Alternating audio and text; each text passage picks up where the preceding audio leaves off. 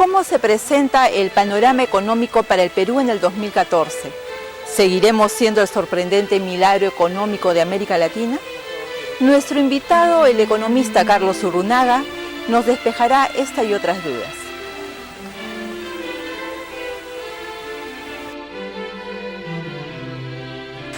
Mira, en materia económica hay que revisar las cifras. A ver. En el año 2011 crecimos un poco menos de 7. En el año 2000, eso fue en el 2010. En el 2011, un poco más de 6. 6.3. 6.3, exacto. Y el año pasado, alrededor de 5. 5. Entonces, 7, 6, 5. Tú ahí marcas el inicio de una tendencia que ojalá se acabe. Entonces, la pregunta que surge es, ¿por qué si antes crecíamos a 6 o un poco más, estamos empezando a crecer por debajo del potencial de largo plazo que tiene la economía? Y probablemente alguna de las respuestas esté ubicadas en un sector que a ti te gusta mucho, que es la minería, porque la bolsa del año pasado se ha caído en cuánto, en 24%, pero en minería, en la parte bursátil, en más de 40%. Sí. Y la gente piensa que esto empieza ahora, pero no recuerda que las estadísticas que datan del año 2009 ya señalan que en el 2009 se estancó, en el 2010 cayó, en el 2011 cayó, en el 2012 casi no creció. Es decir, después de la crisis internacional, el sector minero nuestro ha sufrido un golpe. Al margen de las inversiones, de lo cual podemos hablar después. Pero las estadísticas te dicen de que hay algo que está sucediendo, que viene de la crisis financiera internacional, que nos está impactando, y sin embargo las inversiones siguen. Eso es lo interesante, ¿no? Sí. Es una coyuntura interesante. Eso te iba a decir. Resulta que casi nuestro crecimiento también está directamente proporcional al crecimiento de otros países. Todos han caído, excepto algunos países como Panamá, que es muy pequeño, ligado más que todo a la construcción del canal de Panamá, donde hay una inyección fuerte en la economía. Y en el mundo, por ejemplo, Europa, Estados Unidos, se hablaba de una recuperación, pero global, estamos hablando de un crecimiento de casi 3%, ¿no? Hasta un poco menos.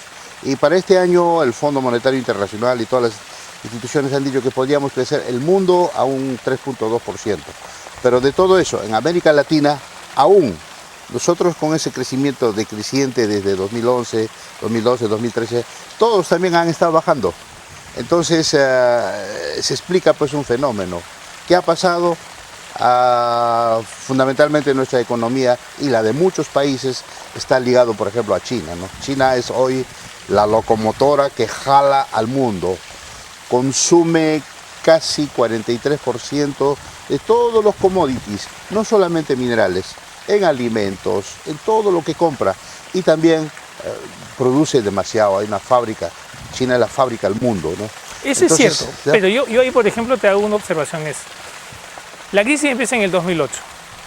El motor de las exportaciones de los bonos, pues, empieza a desacelerarse a raíz de este problema, que no es peruano, sino internacional. Sí. Entonces, cuando yo escucho que el tema de la crisis es natural, impacta en el crecimiento nuestro, es algo en lo cual yo creía bastante más en el año 2009, bastante en el año 2010. Algo en el año 2011, pero cuando el mundo empieza a recuperarse, con excepción de China, claro, como tú lo indicas, es una historia en la que yo creo menos. Lo que te quiero decir es que los indicadores en Estados Unidos empiezan a mejorar ligeramente, en Europa muy ligeramente, pero a mejorar. En Japón está teniendo tasas, el famoso Abenomics, ¿no? Abenomics de Abe, Shinzo Abe. Y tú sabes japonés, ¿no? Sí. Mejores que antes. Entonces, ¿por qué si el mundo empieza a recuperarse, nosotros seguimos con esta tendencia hacia abajo? Ojo, ojo. Es una observación absolutamente estadística y estoy marcando una pequeña tendencia que las cifras reflejan. ¿Eso qué quiere decir? Que el motor interno, algo está ocurriendo, ¿no? Ok, el motor externo está calentando, pero en el interno algo se está enfriando. Totalmente cierto, de acuerdo contigo. Como alguna vez yo decía que si el peruano consume un poco más, podríamos reactivar nuestra economía, porque no solamente deberíamos depender del sector externo, el consumo interno también juega mucho, ¿no? Pero eso va ligado a la economía propia, al crecimiento de las empresas, a la generación de trabajo mediante las inversiones.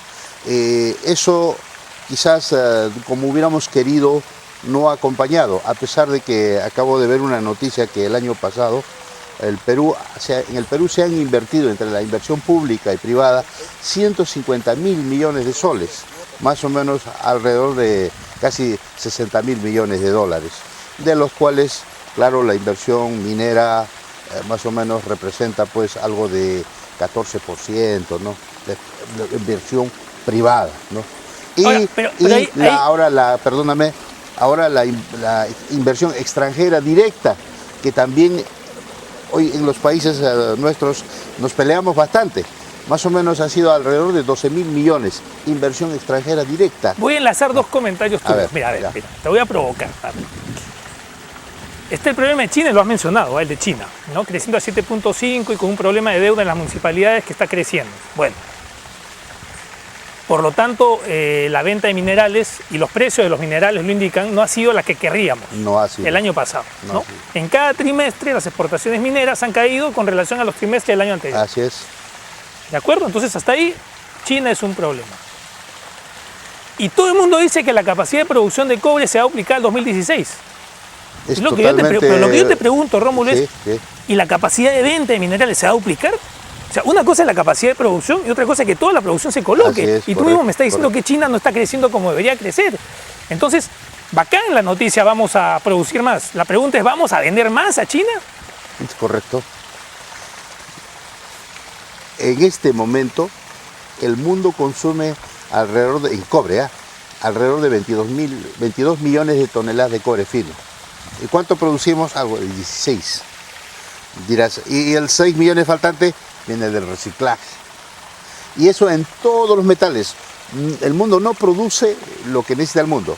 En el caso del plomo todavía es más dramático. El mundo consume más de 6 millones de toneladas de plomo y solo el mundo produce 3 millones. Falta 3 millones, la mitad. ¿Y de dónde viene? El reciclaje, ¿no? Pero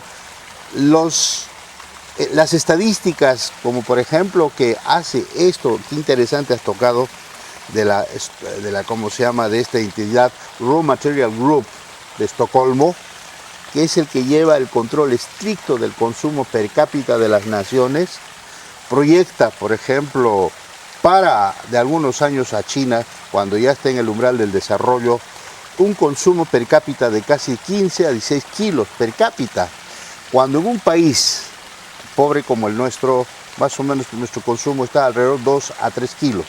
Pues conforme va avanzando, 5, 6, 7 kilos, ¿no?, de plomo, llegar a ser países como los países nórdicos. En Noruega se consume 18 kilos de cobre per cápita. Entonces, ahí está la explicación. O sea que va a seguir aumentando. Hay una curva de BHP Billiton que me hace pensar bastante, que el consumo del cobre desde que apareció el hombre hasta 2010 no pasó de 360 millones de toneladas de cobre fino hasta el 2010, de todo el mundo. Entonces, según la curva de la proyección, en los próximos 30 años se va a necesitar no 360, sino 380 millones de toneladas de cobre fino. O sea, es una curva inclusive un poco conservadora, porque la curva con tipo exponencial sería mucho más, ¿no? Una curva donde rebaja la pendiente. Entonces uno se pregunta, ¿de dónde vamos a sacar 380 mil millones de toneladas de cobre? En este momento las reservas mundiales de cobre andan por los 300 millones, de las cuales Perú y Chile fácilmente pueden lograr 45% de casi todas esas reservas. La mitad. Casi la mitad, ¿no? Así que de eso me hace pensar que sí existirá mercado. Pero no solamente China, Carlos. La India viene por ahí. La India un poco más conservadora, pero también su curva es ascendente. Son otros 1.000 millones de habitantes. ¿Y cómo explicas esas curvas ascendentes en las proyecciones de la venta del metal, cuando están en 7.5 China y antes estaba en 10, cuando la India estaba en 9 y ahora está en 5? Pero siguen siendo... Cuando Brasil está ahí... Pero siguen siendo siguen siendo porcentajes muy interesantes respecto, digamos, a la economía global. Ahora, y hay un tema importante, ¿ah? Todos saben que Perú es Machu Picchu, ¿no? Todos saben que Machu Picchu son incas. Pero ¿cuánto? Todos saben que incas es oro. Y cuando vas afuera, el oro que te venden es suizo, es decir, con valor agregado. ¿Por qué no ¿Le te vendemos venden? nosotros a Suiza? Y la joya es suiza, el reloj es suizo, los aretes suizos, y el oro es peruano. Pero la gente no sabe que el oro es peruano. Pero más que Suiza, Carlos, Italia. Italia no produce ni un gramo. Es el primer país exportador de joyería en el mundo. ¿Y tú no ves ahí una oportunidad de juntar lo tradicional, es decir, el oro, ¿no?, con lo no tradicional, el valor agregado, para que los dos... Ese esfuerzo hay que continuar. En alguna manera en Cajamarca se intentó traer italianos, creo que el IFC, para que enseñe orfebrería a los cajamarquinos. Algo pasó, la historia no lo sé, pero ya no existe. Eso es lo que siempre dijimos nosotros, traer a los expertos italianos para que nos enseñen a hacer orfebrería y ya no vender oro en bruto, sino oro en orfebrería, ya con valor agregado. ¿Y quién es el primer cliente del oro en orfebrería? La India. El primer consumidor de oro en orfebrería, la India, a nivel mundial. En este segundo bloque hablaremos de la concentración de medios y sus cuestionamientos.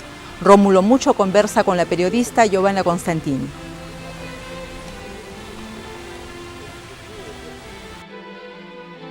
Bien, Giovanna, ¿qué tanto se sabe y qué puedes opinar acerca de la concentración de medios en el Perú? Un tema que es de actualidad y que todo el mundo opina, por supuesto, ¿no? Que a veces también mucha gente no sabe, ¿no? Bueno, justamente ayer se acaba de aprobar la acción de amparo presentada por 8 periodistas pidiendo que se retroceda en el tiempo en cuanto a esta adquisición que ha hecho el Grupo El Comercio, que ya significaría el 78%, correcto, de la prensa en manos de un solo grupo. Sí, pues. Que ni siquiera, por ejemplo, si hubiese pasado que el grupo, que la República hubiese comprado a Grupo Epensa, ni siquiera hubiera llegado al porcentaje que tenía El Comercio antes de comprar Epensa. Así es. ¿No? Pero lo peligroso no es tanto la propiedad solamente de los medios de comunicación, sino las consecuencias que puede generar esta propiedad en un solo grupo, en una sola persona y un solo pensamiento además. O sea, la base de la democracia es la pluralidad de pensamiento, de opinión y la posibilidad de poder expresarse libremente. La concentración de medios justamente limita esa posibilidad. Yo me pregunto, ¿acaso estamos condenados a seguir leyendo los diarios de 50 céntimos, los diarios chicha? Esa es la preocupación.